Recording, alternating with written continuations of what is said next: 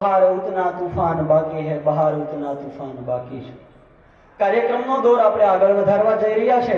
હું ફરી વિનંતી કરીશ સાવડા સાહેબને કે તેઓ ડિગ્રી આધારિત અને જ્યારે જાહેર સેવાઓ અને ભરતી પ્રક્રિયા અંગેની આપણને માહિતી આપશે। સાહેબને વિનંતી કરીશ કે તેઓ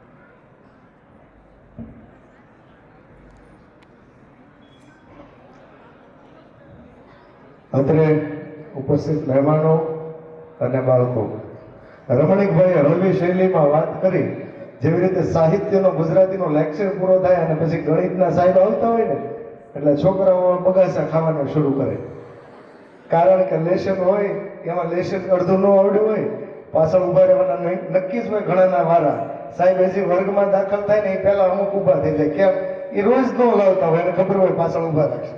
એવું જ મારું કામ છે કે ધોરણ 10 પછી ધોરણ 12 પછી આપણે વિવિધ પરીક્ષાઓ કોર્સની વિગત લીધી, પણ હવે તમારા 10મું 12મું ભણતા હોય એવા વિદ્યાર્થીઓ કે જેને અહીંયા આવ્યા હોય, નાના હોય ત્યારથી જોતા હોય કે શાળામાં કોઈ સાહેબ આવ્યા, કલેક્ટર સાહેબ આવ્યા છે, કોઈ જાહેર કાર્યક્રમ હોય તો એસપી સાહેબ નીકળે, આખો તાલુકાનો સ્ટાફ સેલ્યુટ મારતો હોય, કોઈ મિનિસ્ટર આવે, કોઈ મામલતદાર હોય, ટીડીઓ હોય, કોઈ ઉચ્ચ હોદ્દાવાળા અધિકારીઓ બનવું હોય, તો દરેક વિદ્યાર્થીના મનમાં પ્રશ્ન થાય કે આ શું ભણ્યા હશે, આ કેવી રીતે બન્યા હશે। એવી વાત છે મિત્રો, 10 અને 12 પછી લાયકાતના આધારે તો તમને ઘણું બધું મળશે, ડિગ્રીના આધારે તો ઘણું બધું મળશે, પણ ઘણી બધી ડિગ્રી મેળવ્યા પછી એન્જિનિયર હોય, ડોક્ટરો હોય, કેટલી બધી લાયકાત મેળવ્યા પછી ઘણા વ્યક્તિને એવું થાય કે મારે જાહેર સેવાઓમાં આવવું છે, એવી સેવાઓ કે જેના નામ માત્રથી તમે ઘણા બધા લોકોના સારા કામ કરી શકો, તમારા હોદ્દાની અંદર, તમારા કાર્યક્ષેત્રના આધારે તમે સરકારના કાર્યક્રમોને આગળ વધારી શકો, તમે વર્ષો સુધી એ પદ પર રહી અને સારા કામ કરી શકો, કોઈ શિક્ષણના હોય, કોઈ આરોગ્યના હોય, કોઈ જાહેર સેવાના હોય, તો એવી વિવિધ ભરતીઓ જેમ કે કલેક્ટર બનવું હોય, મામલતદાર બનવું હોય, ટીડીઓ બનવું હોય, પીએસઆઈ, પીઆઈ, ડીવાયએસપી બનવું હોય તો સાહેબ બને કેમ? આ 10મા 12મા વાળાને જ્યારે પ્રશ્ન થાય, કારણ કે એમને જોયા હોય, એના માન મર્યાદા મોભો પ્રતિષ્ઠા જોઈ હોય, તો એવી બાબત અહીંયા દરેક વિદ્યાર્થીને ટૂંકમાં સમજાવીશ કે આટલી વસ્તુ યાદ રાખી લેશો 10-12 પછી આવનારા 5 વર્ષ પછી। હું એવા બધા આપણા ભાવનગર જિલ્લામાં તમને ઉદાહરણ આપું કે ભાવનગર જિલ્લામાં હમણાં પ્રોબેશનમાં એક બેન છે, માત્ર મનીષાબેન દેસાઈ, ડીવાયએસપી છે, મારા રૂબરૂ પરિચયમાં છે, 24 વર્ષની ઉંમરે સીધા ડીવાયએસપી તરીકે જો કોઈ પોસ્ટિંગ થઈ શકતું હોય તો એવી પરીક્ષાઓ હોય। આપ સૌ આખા ગુજરાતમાં ઓળખો છો કે 26 કે 25 વર્ષમાં ગુજરાતના સૌથી નાના આઈપીએસ સફી હસન સાહેબ, એમને પરિચિત છો, માત્ર 25 વર્ષની ઉંમર હોય અને કોઈ લાયકાત, કોઈ એને એમ નથી પૂછતું સાહેબ તમે એમબીબીએસ હતા, તમે માસ્ટર ડિગ્રી કર્યું, તમે આ કર્યું, તેવું સીધા જ કલેક્ટર હોય, આ હોય, તો એવા બનવા માટે સાહેબ અમારે શું કરવું પડે? એ અહીંયા બેઠેલા દરેક વ્યક્તિને પ્રશ્ન થાય, તો એને ટૂંકમાં સમજાવું કે રાજ્ય સરકાર, ગુજરાત રાજ્ય સરકાર ગુજરાત જાહેર સેવા આયોગ, જેને ટૂંકમાં જીપીએસસી નામ ઓળખાય, આ જીપીએસસી એક ભરતી પ્રક્રિયા રહે વર્ગ 1, 2 અને 3ની। કોઈ પણ વિષયમાં સ્નાતક હોય, કોઈ પણ વિષયમાં બોલું છું, ગમે એટલા ટકા હોય, 35 વાળા હોય કે 95% વાળા, બધા છે, કારણ કે અહીંયા એની આખી ભરતી પ્રક્રિયા અલગ થાય છે। એવું જ કેન્દ્ર સરકારમાં સંઘ લોક સેવા આયોગ યુપીએસસી, આ બંને ભરતી પ્રક્રિયાનું લગભગ માળખું સમાન છે। એ બંને ભરતી પ્રક્રિયામાં જો તમે ગ્રેજ્યુએટ થતા પહેલા યાદ રાખજો, યુપીએસસી ની અંદર છેલ્લા વર્ષે પરીક્ષા આવ્યું તો લગભગ 35% વિદ્યાર્થીઓ બિહાર સ્ટેટમાંથી હતા, અને આપણા ગુજરાતમાં આપણા સૌ માટે, શિક્ષણ જગત માટે થોડુંક નીચું નમવું પડે કે માત્ર 10-12 વિદ્યાર્થી યુપીએસસી ક્લિયરમાં હોય, દર વર્ષે 1000 યુપીએસસી વિદ્યાર્થી હોય તો ગુજરાતના 10-12 જ હોય। કેમ? તો કે રસ્તો જ ખબર નથી, પીટીસી કરી લ્યો, માસ્ટર બની જાઓ, 12 પાસ થઈ ગયા, પોલીસ બની જાઓ, વધીને સારું ગુજરાતી અંગ્રેજી તલાટી બની જાઓ, વાર્તા પૂરી નહીં। 12મા 10મામાં ભણતા હોય ત્યારે તમારો ગોલ હોવો જોઈએ કે મારે કોઈ સારી એવી ક્લાસ 1-2 ની પોસ્ટ લેવી છે, અને એ પોસ્ટ માટે મારે શું કરવું પડશે? તો ફરી વાર અહીંયા બેઠેલા વિદ્યાર્થીઓ હવે જે શબ્દો બોલું છું એ ગાંઠ બાંધવી રાખજો કે જીપીએસસી યુપીએસસી પાસ કરવું હોય તો તમે કોઈ પણ વિષયમાં સ્નાતક હોવા જોઈએ. કોઈ પણ વિષય સ્નાતકમાં હો એટલે તમે એની જે તે સમયે જાહેરાત આવે, જાહેરાતમાં ફોર્મ ભરો. 3 સ્ટેજમાં પરીક્ષા લેવાય: પ્રાથમિક પરીક્ષા, મુખ્ય પરીક્ષા અને ઇન્ટરવ્યુ, રૂબરૂ મુલાકાત. પ્રાથમિક પરીક્ષામાં કોઈ પણ સ્નાતક હોય બધા જ ફોર્મ ભરી શકે. જીપીએસસી ક્લાસ 1-2 નું શેડ્યુલ જણાવું છું. યુપીએસસી નું સેમ જેવું છે, પણ વિશેષ સમય નથી એટલે જીપીએસસી પર ગઈ કે પ્રાથમિક પરીક્ષામાં 2 પેપર આવે: સામાન્ય અભ્યાસ 1 અને સામાન્ય અભ્યાસ 2, જેને GS 1-2 કહેવાય. 200 માર્કનું એક પેપર આવે, એવા 2 પેપરના 400 માર્ક્સ થાય. એક પેપર માટે 3 કલાકનો સમય મળે.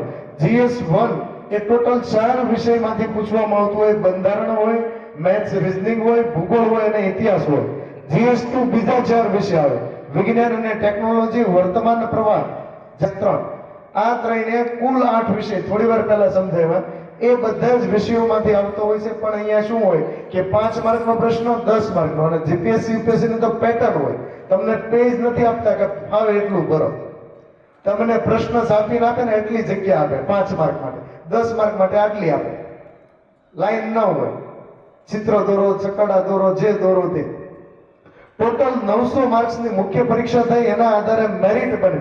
એ મેરિટના આધારે 3 ગણા ઉમેદવારને રૂબરૂ મુલાકાત માટે ઇન્ટરવ્યુ પેનલમાં 5 જણા હોય બેસાડે.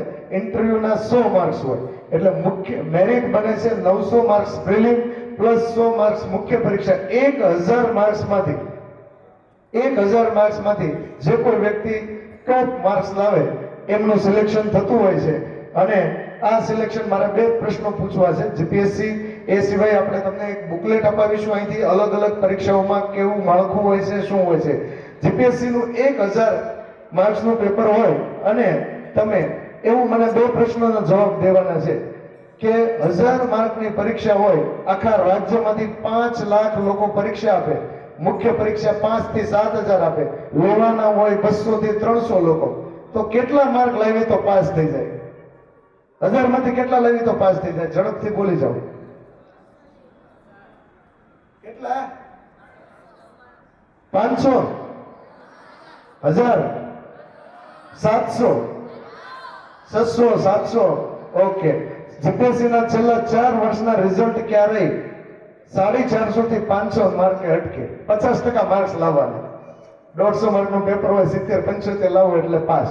પણ એવું ન હોય, કારણ કે તેની માર્કિંગ સિસ્ટમ અલગ હોય. અત્યારે જે 10માં 12માં નીચેના પથ્થરોમાં પણ ખાડા પડે, બસ નક્કી કરે કે તું કોઈની રાહના સહારે ના રહે. બસ નક્કી કર કે તું કોઈની રાહના સહારે ના રહે, પછી તું જ આગળ વધે ને ઘડિયાળના કાંટા પણ પાછળ રહે. તું જ આગળ વધે અને ઘડિયાળના કાંટા પણ પાછળ રહે. મને એક વાર્તા યાદ આવે છે આ તકે. આપણે કાચબો અને સસલાની વાર્તાથી બધા પરિચિત છીએ કે? આપણે સાંભળ્યું છે કે કાચબો અને સસલા વચ્ચે એક રેસ લાગે છે. હવે રેસમાં થાય છે એવું કે કાચબો પોતાની ધીમી ગતિએ ચાલે છે. સસલાને થોડુંક અભિમાન હોય છે કે ભાઈ હું તો કાચબા કરતા ક્યાં અને હું ક્યાં ને કાચબો ક્યાં. તો કાચબો તો સ્વાભાવિક છે ધીમી ગતિએ ચાલવાનો. સસલાભાઈને થોડુંક અભિમાન આવે છે કે હું થોડોક સ્પીડથી જઈશ અને જીતી શકીશ. વચ્ચે રસ્તામાં ઠંડા છાયા નીચે સસલાભાઈ સૂઈ જાય છે. કાચબો પોતાની એ ધીમી જ ગતિથી આગળ વધે છે અને રેસ જીતે છે. આ વાર્તાનો પહેલો વિભાગ છે કે કાચબો રેસ જીતે છે અને સસલું હારે છે. હવે બીજો ભાગ છે. સસલું જે છે એ કાચબાને કહે છે કે ચાલ ફરી વખત રેસ કરીએ. આ વખતે સસલું થોડુંક મોટિવેટ થઈ જાય છે કે ભાઈ હું મારી આળસના કારણે રહી ગયો, મારામાં ક્ષમતા હતી છતાં પણ હું રહી ગયો. તો કાચબાને કહે છે કે ચાલ ફરીવાર એક વખત રેસ કરીએ. હવે મોટિવેટ છે એટલે સસલું આળસ કરતું નથી અને ચાલવા માંડે છે અને રેસ જીતી જાય છે. આ છે બીજો વિભાગ. હવે આવે છે ત્રીજો વિભાગ. કાચબો સમજી જાય છે કે ભાઈ હવે આને આમ નહીં તો આમ ઊંધા કાન પકડાવવા પડશે. આપણી ભાષામાં કહેવત છે. કાચબો શું કરે છે? કાચબો સસલાને કહે છે કે હવે આપણે રસ્તો બદલી નાખીએ. રસ્તો પસંદ કરે છે નદી વાળો. અડધે સુધી રફ રસ્તો જે આવે છે ત્યાં સુધી તો સસલાભાઈ આગળ છે, પણ જેવી નદી આવી એટલે સસલાભાઈ ત્યાં અટકી ગયા નદીમાંથી પસાર થઈને કાચબાભાઈ આગળ થઈ અને રેસ જીતી ગયા. હવે આવે છે ચોથો વિભાગ. ચોથો વિભાગ કંઈક એવો છે, સસલું અને કાચબો બંને એકબીજાના મિત્રો બની જાય છે. સાંભળજો, સસલું અને કાચબો બંને એકબીજાના મિત્રો બની જાય છે. જ્યારે ધૂળવાળો રસ્તો હતો ત્યાં સસલાભાઈ ઉપર કાચબો બેસે છે અને જ્યાં નદી હતી ત્યાં કાચબા ઉપર સસલું બેસે છે. શીખવાનું એ છે કે તમે તમારા મિત્રો કેવા બનાવો છો. એવા મિત્રો બનાવો કે તમારી તાકાત છે એ તમારા મિત્રની વીકનેસ હોય અને જે તમારી વીકનેસ છે, તમારો જે નબળો પોઈન્ટ છે એ તમારા મિત્રની તાકાત હોવી જોઈએ. આપણે એ જ સ્થિતિની અંદર આગળ વધવાનું છે. કાર્યક્રમનો દોર હું આગળ વધારતા લખે છે, હજી તારા આંગણિયા એ પૂછીને જે કોઈ આવે રે, આવકારો મીઠો તું આપજે રે જી. હજી તારા આંગણિયા એ પૂછીને જે કોઈ આવે રે, આવકારો મીઠો તું આપજે. ભરી લોઢાનું બખ્તર હું તમને ભેટવા આવ્યો છું. ભરી લોઢાનું બખ્તર હું તમને ભેટવા આવ્યો છું. મેં સાંભળ્યું છે કે આપ પારસ ભણી છો. મોડલ સ્કૂલના આંગણે આવો સરસ મજાનો આ કાર્યક્રમમાં સહભાગી થવાનો જ્યારે અવસર પ્રાપ્ત થયો, બોલવાનો વિષય મારો છે નહીં, પણ હવે રાજગુરુ દાદાએ કીધું એટલે એકાદ પંક્તિમાં જે અમારી કલામાં લોકગાયકીમાં ભાઈ જેમ હમણાં કીધું ને, આંગણિયા પૂછીને જે કોઈ આવે આવકારો મીઠો આપજે, એવી જ રીતે આ તળાજાની ધરા ઉપર આજનો આનંદ જે પદ્મશ્રી ડોક્ટર ત્રિવેદી સાહેબ જ્યારે આપણી વચ્ચે પધારી રહ્યા હોય અને એમને સાંભળવા એક જીવનનો લાવો છે, ત્યારે જો ન હસા ગિરવર્ગ મોરલા આવ્યો કંકાળ પેટ ભરા, એ પણ અમારી રતું રે આવે ન બોલીએ, એ દાદા હૈડા જો ને ફાટ મરા. ખૂબ ખૂબ ધન્યવાદ. અને 30 મિનિટ આસપાસ શરૂ થશે. એ પહેલા આ કાર્યક્રમની પૂર્વ ભૂમિકા અંગે અને આપ સૌને તળાજા તાલુકાના સમગ્ર નાગરિકો દ્વારા આયોજિત થયેલો કોઈ કાર્યક્રમ હોય તો એ ઐતિહાસિક ધોરણે આ એક નોંધપાત્ર. આપણે એવા સિદ્ધહસ્ત શિક્ષણવિદ અને શબ્દને બ્રહ્મ માનનારા એવા ભૂદેવ શ્રી ડૉક્ટર જગદીશ ત્રિવેદીને સાંભળવાના છે. અને મને પૂરેપૂરો વિશ્વાસ છે કે આ કાર્યક્રમ એમનું વક્તવ્ય સાંભળ્યા પછી આપ સૌના જીવનમાં થોડોક ફેરફાર આવશે. બસ જરૂર છે અહીંયા જે કોઈ વક્તાઓએ અને સાહેબ જે કહેશે એ બાબતોને આત્મસાત કરવાની, જીવનમાં ઉતારવાની. મિત્રો, પરીક્ષાઓ એ એક જાય છે બીજી આવે છે. ખાસ કરીને 10 અને 12ના વિદ્યાર્થીઓની જે વિટંબણાઓ છે એને વાચા આપી અને આપ સૌને ચિંતામુક્ત કરવા માટે આ કાર્યક્રમનું આયોજન થયું છે. મારે કેટલીક આજની યુવા શક્તિની જીવનમાં રહેલી ઉણપો બાબતે અનુભવના આધારે વાત કરવી છે. જ્યારે શિક્ષક તરીકે અમે સેકન્ડરી અને હાયર સેકન્ડરીના વિદ્યાર્થીઓને પૂછતા હોઈએ છીએ કે આપને જીવનમાં શું બનવું છે, ત્યારે મોટાભાગના વિદ્યાર્થી ભાઈ બહેનોનો નિરુત્તર રહ્યાનો એક બહોળો અનુભવ છે. પૂછીએ છીએ તો કહીએ છીએ કે નક્કી નથી, ટકા આવે એના ઉપર આધાર. ત્યારે અમે કહીએ કે ટકાનો આધાર કોના ઉપર છે? આપણા ઉપર. એટલે આપણે 4D ગ્લાસ તો નખાઈએ છીએ મોબાઈલમાં, ટફન ગ્લાસ, પણ જીવન માટે જે જરૂરી 4D ફોર્મ્યુલા છે, મારે તમને એની વાત કરવી છે. અને એમાં પહેલો ડી છે ડિઝાયર. DESIRE, ડિઝાયર એટલે પ્રબળ ઈચ્છા શક્તિ. મનોવિજ્ઞાન ત્યાં સુધી કહે છે કે જગતમાં દરેક ઘટનાઓ બે વખત બને છે, એક વખત આપણા મગજમાં અને બીજી વખત વાસ્તવમાં. એ ઘટના બનવા અંગેની આપણી વિચારણા જેટલી પ્રબળ હોય એટલી એ ઘટના બનવાની સંભાવના અનેક ગણી વધી જાય છે. જોવું, વિચારવું, આવા બધા શબ્દો એ નબળી ઈચ્છા શક્તિનું સૂચન કરે છે. પણ જાવેદ અખ્તર સાहब કહે कि मिटा दे अपनी हस्ती को अगर कुछ मर्तबा चाहे कि दाना खाक में मिलकर ही गुले गुलजार होता है. एक બીજ જે છે જ્યાં સુધી જમીનમાં ખૂંપે નહીં ત્યાં સુધી એનો વિકાસ શરૂ થતો નથી. તમે જે તે વિષયમાં જ્યાં સુધી ખૂંપી નહીં જાઓ, દ્રઢ ઈચ્છા શક્તિથી એને તૈયાર કરવામાં લાગી નહીં જાઓ, ત્યાં સુધી એ વિષય તમને યારી નહીં આપે. એટલે પહેલું જ જે છે એ છે આપણું ડિઝાયર. બીજી વસ્તુ છે, નક્કી તો કરી દીધું કે મારે શું થવું છે, પણ એની પાછળ ડેડિકેશન જોઈએ. DEDICATION, ડેડિકેશન, સમર્પણ ભાવ. આપણે જાણીએ છીએ કે ઇતિહાસમાં એવા કેટલાય લોકો છે કે જેમણે આજે જે આપણા મુખ્ય વક્તા છે એવા પદ્મશ્રી ડોક્ટર જગદીશ ત્રિવેદી એનું બહુ મોટું ઉદાહરણ છે કે સમર્પણથી ક્યાં સુધી પહોંચ્યા, અને એ બાબત તમે એમના પરિચયમાં અનુભવશો જ્યારે તમે સાંભળશો. અત્રે આપણા વિસ્તારનું ગૌરવ લોક સાહિત્ય રત્ન શ્રી પોપટભાઈ માંધારી સાહેબને આપણે હૃદયપૂર્વક આવકારીએ છીએ, તાળીઓથી સ્વાગત કરીએ છીએ, બિરદાવીએ છીએ. અને આ પણ ડેડિકેશન. એક વખત જોરદાર નારો લગાવવાનો છે આપણે બધાએ. જય શ્રી રામ, જય જય શ્રી રામ. ધન્યવાદ. તળાજાના આંગણે મોડેલ સ્કૂલમાં આજનો કાર્યક્રમ મંચસ્થ દરેક મહેમાનશ્રીઓ, લગભગ બધા જ ચહેરા મારા પરિચિત છે, બધા જ મારા નજીકના મિત્રો છે.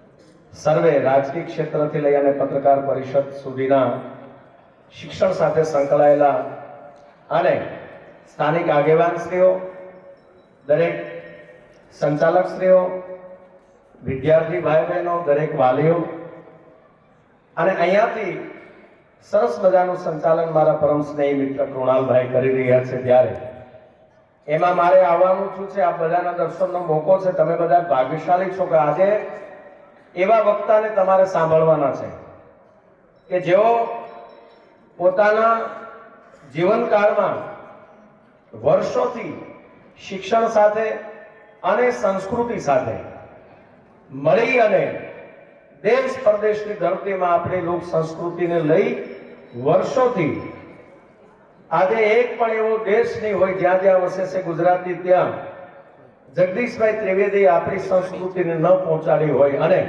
પોતે પદ્મશ્રી, એનાથી વિશેષ મને એ ગમે છે કે પોતે વાનપ્રસ્થાન કર્યા પછી એક પણ રૂપિયો લીધા વગર જે એને કઈ બક્ષિસ ભેટ આપે છે કે ગુજરાતના શિક્ષણ માટે.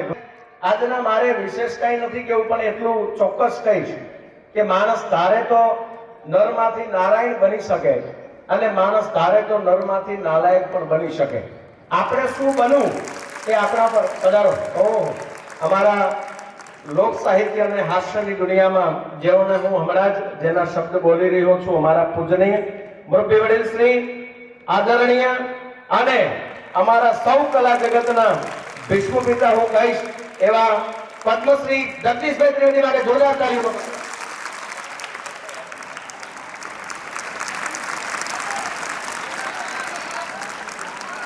જ્યારે મારા જેવા વક્તાએ આવા અમારા સિનિયર અને એ પાછા પદ્મશ્રી હોય એની હાજરીમાં આજે વિશાલ દાદાએ મને એવું કામ સોંપ્યું છે કે હું વિદ્યાર્થી કેજીનો છું અને પરીક્ષા સાયન્સની દેવા ઊભો કર્યો છું.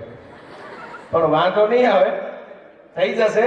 પણ મેં તમને જેમ કહ્યું એમ કે આજે વધારે વધારે આપણે જગદીશભાઈને સાંભળવાના છે એ માટે કે માણસ, મેં કીધું એમ, નરમાંથી નારાયણ પણ થઈ શકે, નરમાંથી નાલાયક પણ થઈ શકે. આપણે શું બનવું છે એ કેવલ ને કેવલ પોતાના પર આધાર છે. આપણી કેવું બેકગ્રાઉન્ડ છે પહેલા તો પાયામાં શિક્ષણ હોય છે. તમે કઈ જગ્યાએ શિક્ષણ લ્યો છો, તે સ્કૂલનું વાતાવરણ શું છે, ત્યાર પછી તમે જે પરિવારમાં રહ્યો છો એ પરિવાર ઘરનું વાતાવરણ શું છે, આખો જ આધાર એના પર હોય છે. પણ આપણે એમાંથી શું લેવું જોઈએ? દાખલા તરીકે અમે જાહેર જીવન જીવીએ છીએ તો અમારા દરેક પ્રકારના મિત્રો હોય છે, દરેક પ્રકારના, સારા હોય, નબળા હોય, દીવું કે જામીન ગોતવા પડતા હોય, હવાર થાય પાછા કંઈકનું આમ તેમ ઘણું બધું થતું હોય. બધી જ પ્રકારના અમારા મિત્રો હોય છે, કારણ કે જાહેર જીવન જીવીએ છીએ, બધા સાથે અમે સંપર્કમાં હોઈએ. પણ આપણે આપણી મંજિલ સુધી પહોંચવા માટે એમાંથી આપણે લેવા જેવું હોય એ લઈ લેવાનું હોય, બાકી જતું કરવાનું. આમાં કેવું થાય, તમે બધા ભાગશાળી છો. મેં પહેલી તળાજામાં આવી સરકારી સ્કૂલ અને આવું મેનેજમેન્ટ, આવી વ્યવસ્થા અને કાંઈક ને કાંઈક સાંસ્કૃતિક કાર્ય, નહીંતર આમાં ક્યાં આવું બધું જગદીશભાઈને આપણે લાવીએ, તમને એના દર્શન થાય, આ સમયમાં તેના દર્શન કરવા એ આપણા માટે બહુ ભાગ્ય છે.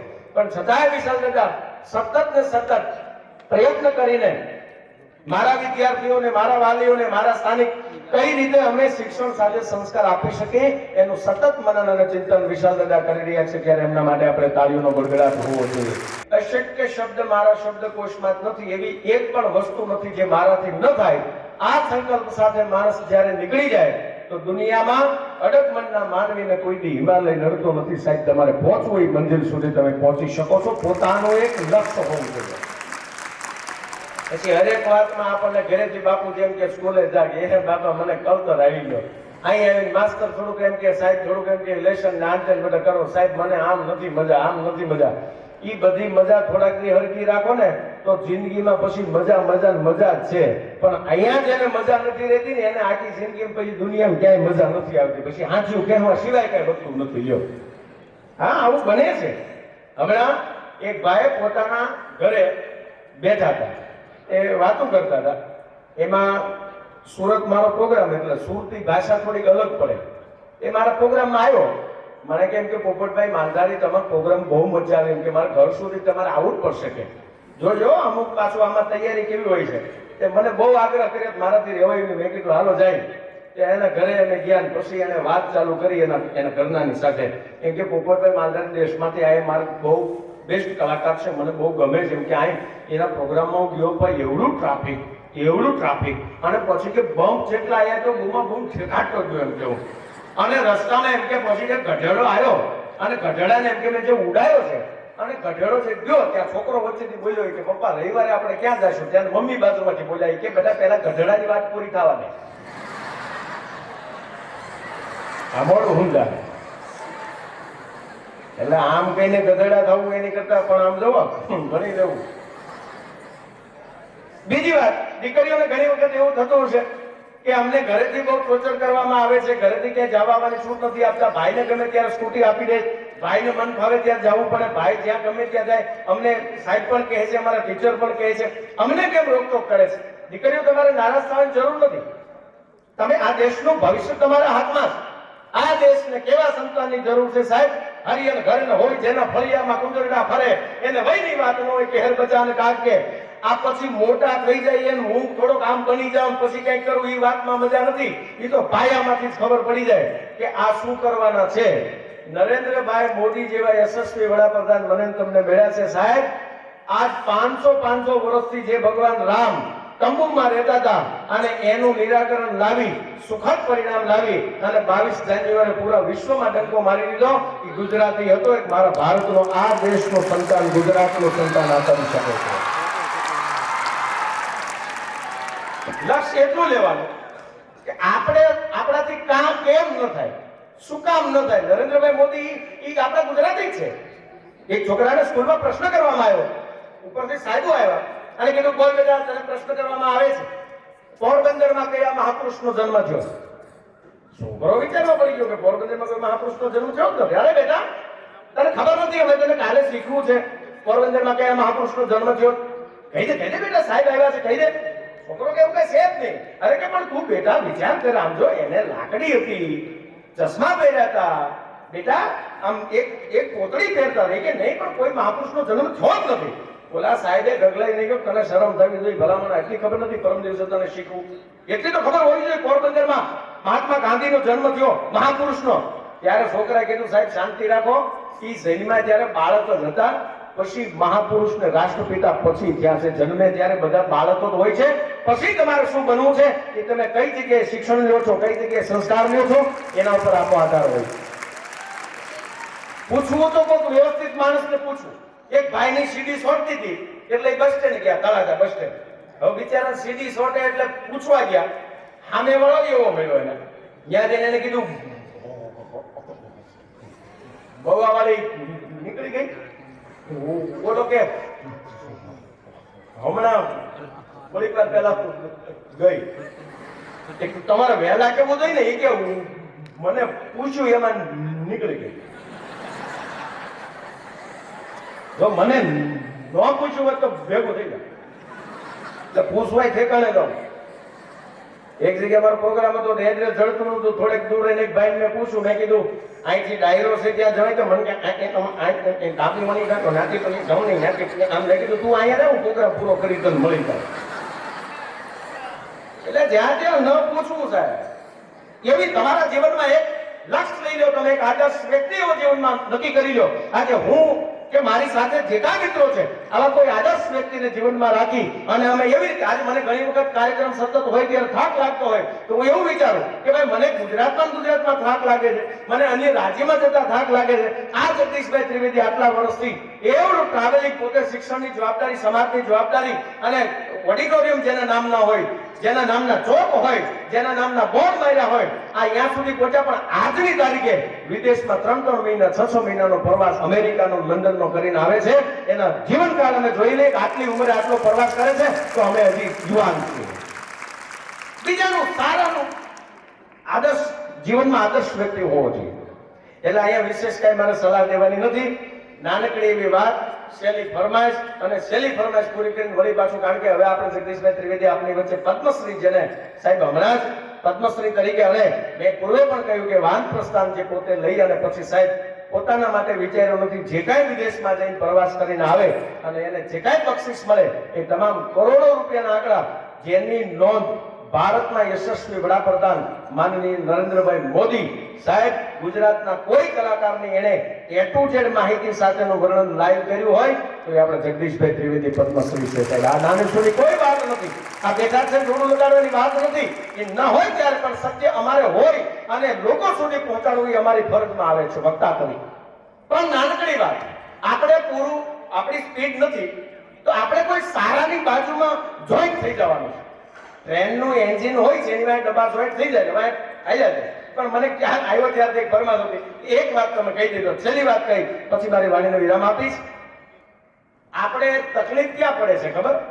હું આ ન કરું, હું આ થોડું કરું, આ મારથી થોડું થાય, આ હું જે છે ને એ નીકળી જવું જોઈએ.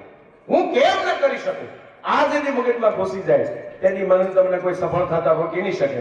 હવે આ મોંઘી ગાડીઓ, આમ તો નરેન્દ્રભાઈ જયારે સીએમ હતા ત્યારે ચાણંદ ટાટાની કંપની જે લાવ્યા ત્યારે નેનો કાર છે ને, નેનો, એ આપણા નાના માણસના ઘર સુધી 4 વ્હીલ પહોંચી શકે એના માટે પ્રોજેક્ટ લાવ્યા હતા. અને ઘર સુધી 4 વ્હીલ પહોંચાડવાનો એનો સંકલ્પ હતો. એ આપણે કોઈ ન લીધી. આપણે તો 90% લોન થવી જોઈએ અને ભારે ગાડી હોવી જોઈએ. કારણ કે પછી હપ્તા ભરી તો હાલે, ન ભરી તો હાલે, બાકી પૂનમ ભરી દેવાની બગદાણા થાય. સાહેબ બધા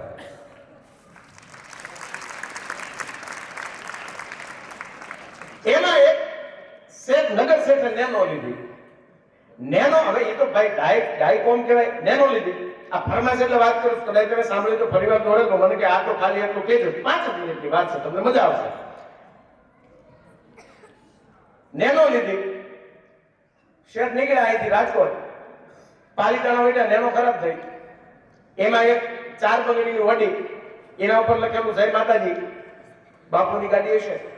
જોઈ ગયા ગાલે ને તો કલાદાનો શેઠ ક્યાં ખરાબ થઈ? ખરાબ થઈ બાપા, હાલો બાંધ્યું મારી વાહન. અરે કે આની વાહન નેનો બંધાય બાપા, તમારી વડી શાંતિ રાખો કે આપણે ઘર જેવા સંબંધ છે, તમે બાંધી દો પાછળ. આમ તો ધીમે ધીમે આપણે, હું ધીમે ધીમે ગાડી આંકીશ, તમે મારી પાછળ આવવા દો. અરે કે પણ બાપા તમારી ગાડીની સ્પીડ, કે ચિંતા કરો માં, જ્યાં તમને એવું લાગશે ને સ્પીડ બ્રેકર આવશે, હું બ્રેક મારી દઈશ, તમારે મને ડીપર મારી દેવાની, કાંઈ વાંધો નહીં. શેઠની નેનો ઓલા જય માતાજી દરબાર બાપુની ગાડી પાછળ બાંધી ધીમે ધીમે 40-50 ની સ્પીડમાં નેનો જાતી હતી, ઓડી જાતી હતી.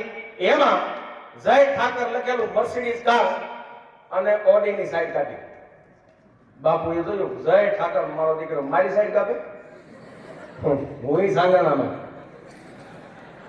રેવતસિંહ ક્યાં ગયા? હા, અને રેવતસિંહ ના ઓલામાંથી થતા આપણી સાઈડ જઈ ઠાકર કાપે અને પછી ઓડીનું લીવર દીધું નેનો ભૂલાઈ ગયો. ઓલી ઓડી 120 મર્સિડીઝ 130 નેનો મોટા ખાતી જાય પાછળ. હવે છું એવું સોનગઢ ચોકડી વટીને પછી વળાંક વળીને સ્પીડમાં જતા હતા. એમાં કોન્સ્ટેબલ જોઈ ગયા. કોન્સ્ટેબલે સીધો પીએસઆઈ ને ની એસપી ને ફોન કર્યો. એસપી સાહેબ ગજબ થઈ ગયો. શું? ઈ કે અહીંથી એક ઓડીની સ્પીડ 120 ની છે તો શાંતિ રાખો ને, એન્જિન જેટલી સીસી નું આવે એટલી સ્પીડ એને આવે જ તે. શાંતિ રાખો. એવું નથી મર્સિડીઝ 130 ની સ્પીડમાં જાય તો કે એનું એન્જિન એવડું આવે છે, ચિંતા કરો માં, એટલી સ્પીડમાં ગાડીઓ હાલે. ઈ કે એવું નથી, મર્સિડીઝ 130 જાય, ઓડી 140 ની સ્પીડમાં અને નેનો એની સાઈડ કાપવા હાટુ પાછી ડીપર મારે છે.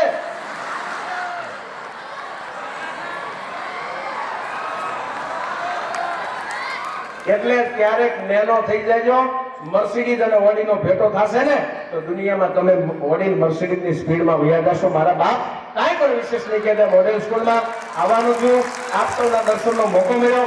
ફરી બધા જ મહેમાનોના શ્રી ચરણોમાં માફી ચાહું છું, એટલે કે બધા જ ચહેરા જાણી આનંદભાઈથી લઈ અને આપણા તાલુકા પ્રમુખ શ્રી રાણાભાઈ બેઠા છે, અમારા સંજયભાઈ બેઠા, એક એક ચહેરા બધા જ મારા પરિચિત, મારા સ્નેહી સાથી મિત્ર રમણીકભાઈ ગાંધલિયા, પોતે શિક્ષક અને સારા વક્તા પણ છે. હું તો અભણ માણસ છું, અહીંયા આવવાનું છું, આપ સૌના દર્શનનો મોકો મળ્યો. બસ વિશેષ કાંઈ નહીં કહેતા. આપણી વચ્ચે પદ્મશ્રી જગદીશભાઈ ત્રિવેદીની હાજરી હોય, આપ સૌ શાંતિથી મને સાંભળ્યો. મારી વાણીને વિરામ આપું છું. અસ્તુત. ભારત માતા કી જય, વંદે માતરમ. જય જય ગરવી ગુજરાત, જય દ્વારકા. દીપ પ્રાગટ્યના ઉપક્રમ તરફ જવાનું છે ત્યારે મંચ પર બિરાજમાન થવા પદ્મશ્રી ડોક્ટર જગદીશભાઈ ત્રિવેદી સાથે અત્રે ઉપસ્થિત થવા હું વિનંતી કરું છું. ડાભી સાહેબ, તાલુકા પ્રમુખ શ્રી રાણાભાઈ સાહેબ, ધારાસભ્યના પ્રતિનિધિ શ્રી ગૌરવભાઈ, માન્ય શ્રી મહેન્દ્રસિંહ સરવૈયા સાહેબ, શહેર પ્રમુખ ભાજપ, રાજ્યગુરુ સહિત તમામ મહાનુભાવો અત્રે મંચ પર ઉપસ્થિત થશે અને જ્યોત છે જ્યોત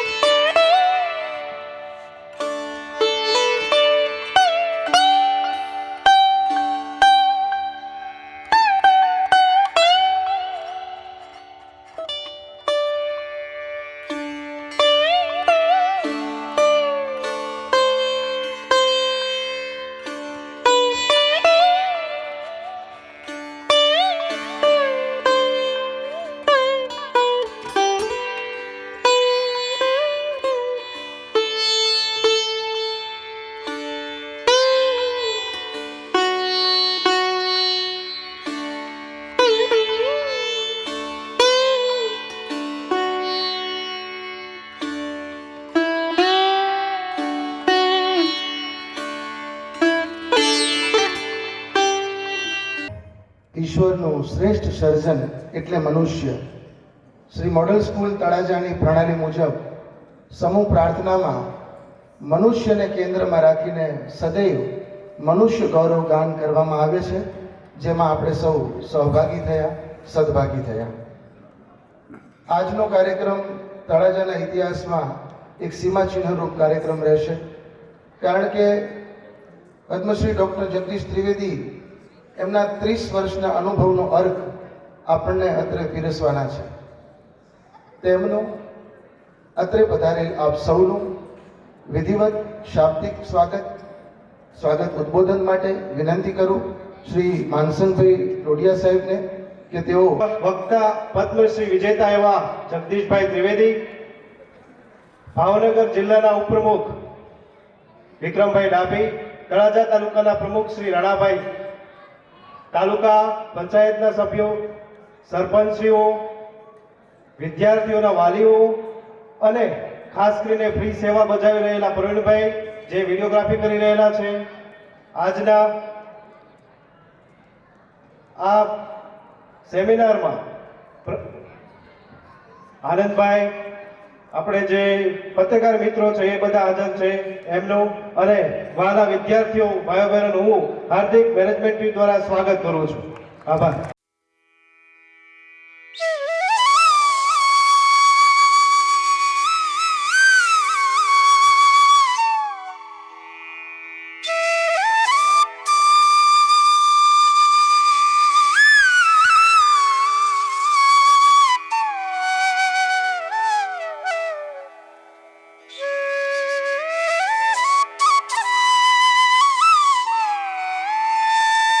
આપવા જઈ રહ્યો છું, આપ સૌ ધ્યાનથી સાંભળશો એવી અપેક્ષા સાથે. 12 ઓક્ટોબર 1967માં વઢવાણ મુકામે તેમનું આ ધરા પર અવતરણ થયું. ગુજરવતી એમનું મોસાળ. 1975માં 7 વર્ષની ઉંમરે પ્રથમવાર તેઓ નાટ્ય અભિનય કરે છે. મને સંવાદ હજી યાદ છે. ડીંગ ડીંગાણો ડીંગની ટોળી અને ડીંગ મારે છે કરીને જે તે ગામના પાત્રોના નામ લઈને એ રામલીલામાં પોતે સીતાના સ્વયંવર વખતે જ્યારે આ રજૂઆત કરે છે, તે એમનો સ્ટેજ પરનો સૌપ્રથમ અનુભવ યાદગાર બને છે. 1990માં એમનું પ્રથમ પુસ્તક પ્રગટ થાય છે, 7 સફળ એકાંકી, જેને સાહિત્ય અકાદમી પુરસ્કાર મળે છે. મારી આપ સૌને ખૂબ જ હૃદયપૂર્વક વિનંતી છે કે એમની આ એક ઉપલબ્ધિઓને આપણે તાળીઓથી વધાવવાનું નહીં ચૂકીએ.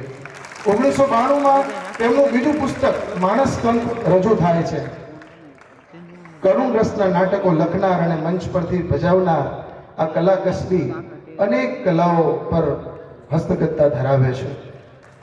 28 જાન્યુઆરી 1995 પર ઓબેરોય હોટલમાં તેમણે પ્રથમ હાસ્ય શો આપેલો તેમના કલાગુરુ, એ પણ પદ્મશ્રી શાહબુદ્દીન રાઠોડ સાહેબ સાથે, જે એઓ પોતાના જીવનનું એક પ્રથમ શો ગણાવે છે. સાથે સાથે એમાંથી ઘણું શીખવા પણ મળ્યું એમ પણ જણાવે છે. પણ એમના મતે એમનો પ્રથમ સફળ શો 20 મે 1995 ભાઈદાસ સભાગૃહમાં થાય છે. અને મારા ગુરુજી જણાવે છે કે ત્યારે ભાઈદાસ સભાગૃહનો પડદો નહોતો ખુલ્યો, પણ એમનું ભાગ્ય ખુલ્યું, એમની કિસ્મત ખુલી હતી. એ તેઓ સ્વીકારે છે. પુસ્તકોની વાત કરીએ તો 2003માં 10 કેસેટો ગ્રંથસ્થ બની. જગદીશની જમાવટ, જે પ્રવીણ પ્રકાશન દ્વારા પ્રકાશિત થઈ.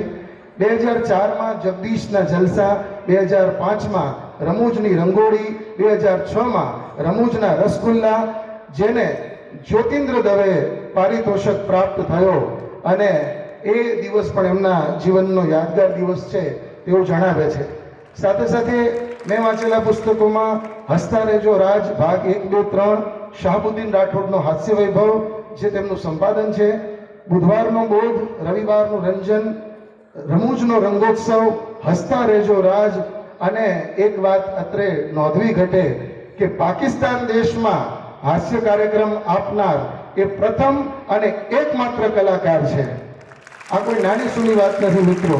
અને એના ઉપર જ એમણે મારી પાકિસ્તાન યાત્રા ત્યારબાદ હાસ્યરસિક પ્રવાસ કથાઓ, એ પછી શાહબુદ્દીન રાઠોડની શ્રેષ્ઠ ચિંતન કથાઓ, આ બધા જ પુસ્તકો વાંચવા જેવા, વંચાવવા જેવા અને વસાવવા જેવા છે. અને એમના રસ્તે ચાલતા એમનો પુત્ર જે હાલ કેનેડામાં નિવાસ કરે છે, એના દ્વારા સંપાદિત પુસ્તક જે વિદ્યાર્થીઓ માટે બહુ જ અગત્યનું ધ્યાનમાં રાખીને ખાસ પ્રકાશિત કરવામાં આવ્યું છે, જેનું રાજ્યપાલશ્રીના હસ્તે વિમોચન થયું હતું. જેમના પર એમફિલ થયું છે અને પીએચડી પણ 2 વખત થયું છે. પોતે 3 વખત પીએચડી છે. તેમનું પ્રથમ પીએચડી નવલકથાકાર દેવશંકર મહેતા, જેમના શિક્ષણ ગુરુ. બીજું પીએચડી શાહબુદ્દીન રાઠોડ સાહેબ, એમના કલા ગુરુ. અને ત્રીજું પીએચડી શ્રી પરમ પૂજ્ય મોરારી બાપુ, જે એમના ધર્મગુરુ છે. એ 3 વખત પીએચડી એમણે એ કર્યું છે. ત્યારબાદ મને એમનું ગમેલું, ખૂબ ગમેલું પુસ્તક, જે આપ સૌએ પણ અચૂક વાંચવા જેવું, હરિવંશરાય બચ્ચનનું મધુશાલા, જેનો એમને ગુજરાતીમાં ભાવાનુવાદ કરેલો છે. એમની લેખન યાત્રામાં જોઈએ તો 2004માં રાજકોટમાં ફૂલછાપ અખબારમાં કોલમ દર બુધવારે રમૂજની રેલગાડી 28 એપ્રિલના રોજથી શરૂ થઈ પંચામૃત પૂર્તિમાં, ગમત ગુલાલ અને હાસ્યનું હેલિકોપ્ટર, એમ 3 પુસ્તકો પણ એ અરસામાં એમના પ્રકાશિત થયેલા. યાદ રાખો મિત્રો, કુલ 75 થી વધારે પુસ્તકો તેઓના પ્રકાશિત થઈ ચૂક્યા છે. આ વાત વધાવવા જેવી છે, બિરદાવવા જેવી છે.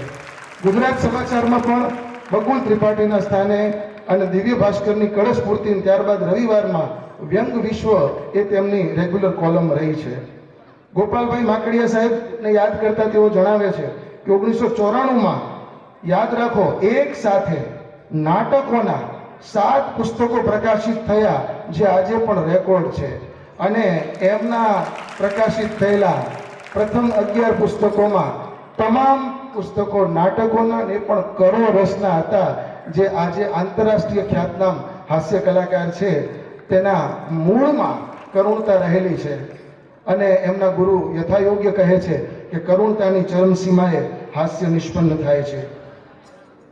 આ મકર સંક્રાંતિએ એમની દાનની રકમ 19 કરોડે પહોંચી. એમના વાનપ્રસ્થ આશ્રમના પ્રવેશ બાદ 2017 બાદ, અને આજે એમના ધર્મપત્ની અર્ધાંગીની સુશ્રી નીતાબેનનો જન્મદિવસ છે. આજે ટીંબીની હોસ્પિટલમાં એમણે 18 લાખ રૂપિયાનું દાન આપ્યું છે. આજે સવારની વાત કરું છું. અને આ સાથે એમનો દાનનો આંકડો 9 કરોડ 19 લાખે પહોંચ્યો છે. ભાવનગરમાં પણ કાર્યક્રમ થયો, ત્યારે 1,01,000 દાનની એમની સમર્પિતતા હતી. ભારતના વડાપ્રધાને મન કી બાતના 108મા એપિસોડમાં એમની વાત કરી, એ પણ આપણે સૌએ જાણ્યું. એમની સેવાકીય પ્રવૃત્તિઓની વાત આ વાત વગર અધૂરી રહેશે કે 1, 2, 3 નહીં, પણ પૂરી 11 શાળાઓ એમણે સ્વખર્ચે નિર્માણ કરી અને સરકાર અને સમાજને અર્પણ કરી છે. એ પણ અદ્ભુત છે. અને ગુરુજીને રજૂ કરતા એમના અનુભવોનો અર્ક આપતા જણાવું કે 3500 ઉપરાંત જાહેર કાર્યક્રમો અને 100થી વધુ વિદેશ યાત્રાઓ કરીને પણ આ શ્વેત વસ્ત્રધારી સંત આપણી વચ્ચે ઉપસ્થિત છે અને સાદગીની ચરમસીમાએ છે. સાહેબ, આપણને ભગવાને થોડુંક પણ આપ્યું હોય ને તો એ વૈભવ છલકાયા વગર રહેતો નથી. પણ इनके कद से इनके हुनर का अंदाजा मत नापना दोस्तों, वो आसमान है बस सर झुकाए खड़ा है. रजू करूं છું પદ્મશ્રી ડોક્ટર જગદીશ ત્રિવેદી સાહેબને. આદરણીય સાહેબ શ્રી, આપનું વક્તવ્ય અમારી સમક્ષ રજૂ